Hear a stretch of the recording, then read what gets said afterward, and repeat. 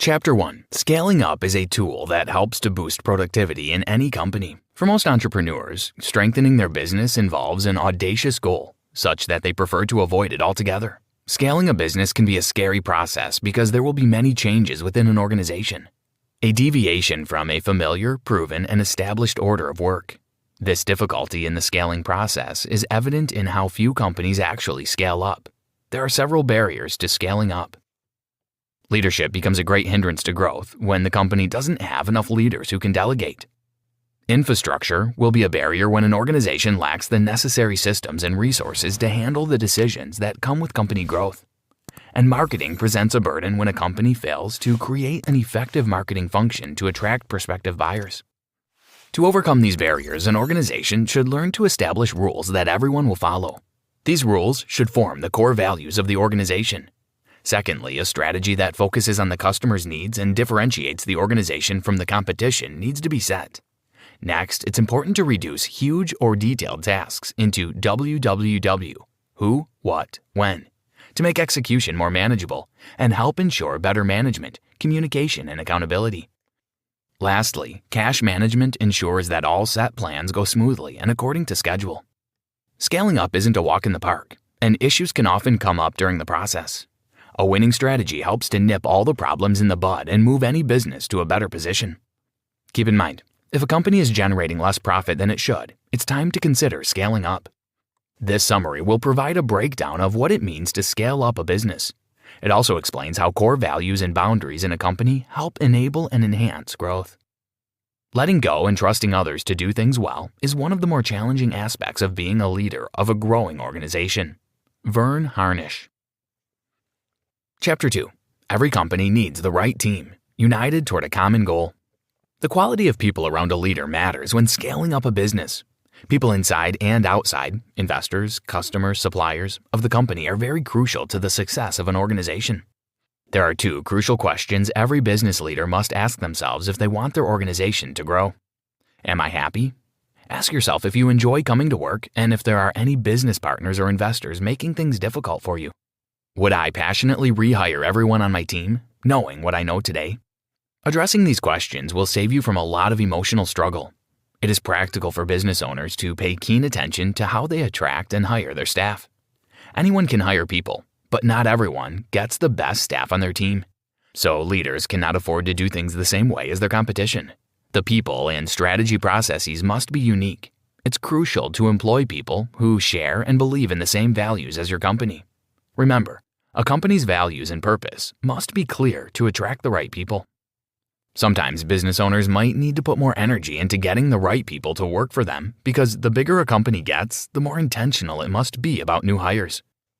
A company that doesn't divide its team by appointing the right people responsible, giving authority where due, and holding leaders accountable will implode. It is just like the human cell. It develops to the point that if it continues to grow and does not divide, it won't be able to take nutrients in and dispose of waste, causing it to die from within. Chapter 3. Great management is what makes the staff of any company happy and engaged. One of the most significant barriers to a company's growth is the failure to develop sufficient managerial leadership. Managers have 5 main functions in a company. Hire fewer people but pay well. Recognize people and appreciate them. Set clear expectations and give employees a clear line of sight. Don't demotivate, de-hassle, and help people play to their strengths. Hire fewer people but pay well. In achieving a better understanding of business productivity, starting with hiring less and paying more makes sense. Employ 1 person instead of 3, and then train and pay them better than the average competition. A manager can help a company's growth by understanding and applying this first step. Recognize people and appreciate them. Appreciation means a lot to people, especially when it comes from their superiors. It makes people feel seen and appreciated and helps retain high performers. This is one activity that all managers should ensure they implement in their workspace with their team. Keep in mind, great managers are interested in the individual differences in their team members and how these differences impact performance in the company. Set clear expectations and give employees a clear line of sight. Team members must understand where their company's heading and how their tasks and jobs contribute to the goal. The manager's job is to ensure that employees know what their daily, weekly, and quarterly goals mean in the bigger picture of things for the company. Stop demotivating. Start dehassling. Every manager needs to ensure their team is motivated while remembering that motivation varies from team to team. You might have to fire, hire, or reduce processes that slow things down. It all hinges on making decisions that give your team the best work environment possible. Help people play to their strengths. A manager should know each team member's strengths and apply them to their given roles. But strength or weakness in this context is not just about excelling or underperforming. It's about what gives the team members more energy as a person and what drains the life out of them. And a manager should delegate tasks accordingly. One great way to know if any manager is great is to ask them about their team. A great manager knows specific details about each member's strengths, personalities, and achievements. Chapter 4. A strong core is the foundation of any effective strategy. The key to scaling up is to have a clear and unique strategy that delivers on a company's promises. Core values are the rules and boundaries that define a company's culture and personality and regulate all the behaviors and decisions of individuals who work there. It is expedient for managers to lead by example, ensuring that their lifestyle aligns with the company's values. Having clear values makes the organization run effectively, and employees would know the right thing to do when faced with an issue. Keep in mind, fundamental values, purpose, competence, and strategies help a company create a vision that is important in scaling up. Core competencies make a company's strategy more compelling and the company easier to work with. The core purpose is at the heart of the company. It is why an employee chooses to work for you or why a customer buys your products. The purpose of an organization should be heartfelt and go beyond making money, and the core competencies of an organization create boundaries. They don't limit the organization but help its managers and employees understand what they are good at and how to work with their skill sets. If the core values are the soul of the organization, the core purpose, some call it mission, gives it heart. Verne Harnish. In strategy planning, having everyone on the same page makes it easier. Everyone must know what strategy the company is using, and it should be as simple as possible. Chapter 5. An idea will remain a mere thought if not executed. Positive results should matter the most. To execute the strategy a company has come up with, every business leader must take note of the following: priorities, data, meeting rhythms. Priorities. Business managers should determine the most critical and measurable point their company needs to focus on for each quarter. An organization with too many priorities might end up not achieving anything significant. However, focusing on a single priority per time, for example, one task per quarter, makes a company more powerful and helps with setting goals that everyone can support. Don't forget, a healthy team is one where everyone's opinion is heard and considered. Data.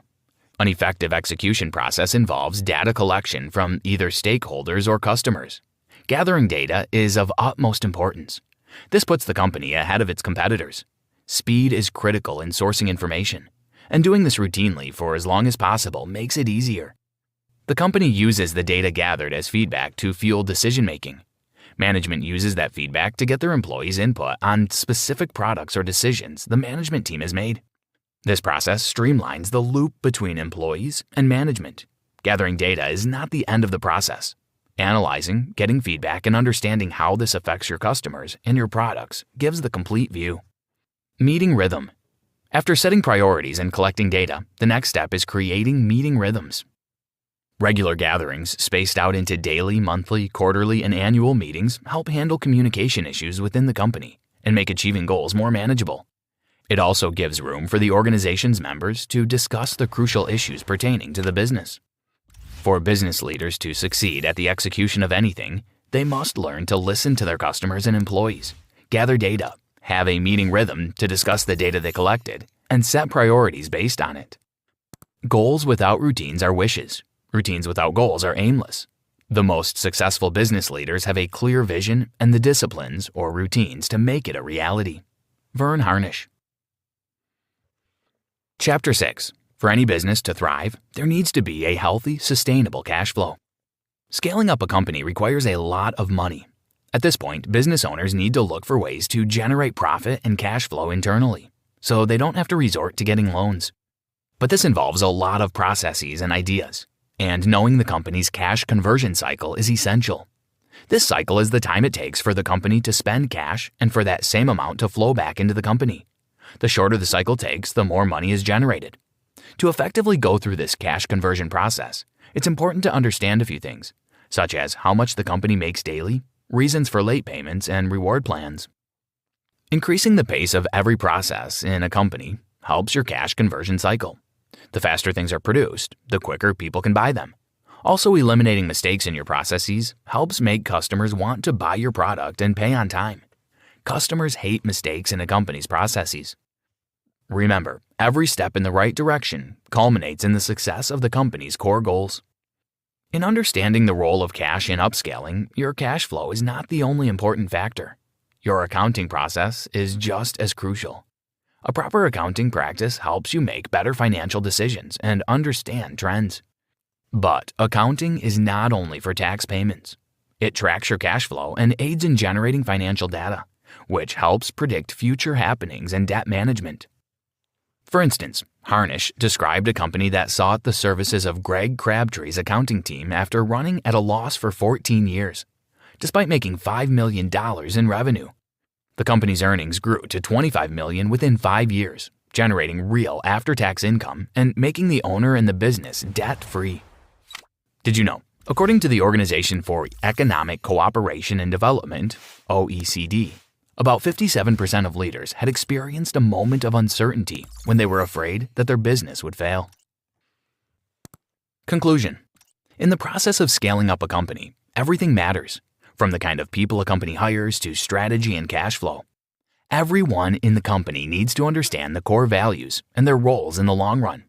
And as a leader, you must hire the right people who are passionate about scaling up. Managers need to be fully involved in what's going on at every stage of a company's growth process. This is not to say that delegation is wrong, but awareness is more critical. If you're growing your business, be aware that cash flow is just as important as profit. It is how companies like Amazon continue to grow while reporting a financial loss. For instance, in 2013, Amazon's business model helped generate about $3 billion in cash flow, leading to significant growth despite the losses incurred that same year. Management needs to ensure every quarter has a goal and work toward it with the team. A weekly council that forms a leadership team can be set up to define the company's priorities and create a quarterly theme. Routines are also a great way to set a standard for the leadership team and employees in general. They help everyone consistently know and define your company's goal and the proper strategies to reach it. Remember, one size does not fit all, but it is possible to try today and tomorrow and take one step at a time. Try this. Create a monthly, weekly, and daily routine or touch points for your management team and staff to discuss strategies to grow your company. For instance, you can have a 5 to 15-minute meeting daily to discuss important issues and provide updates. Anything requiring further discussion can be moved to the weekly meeting.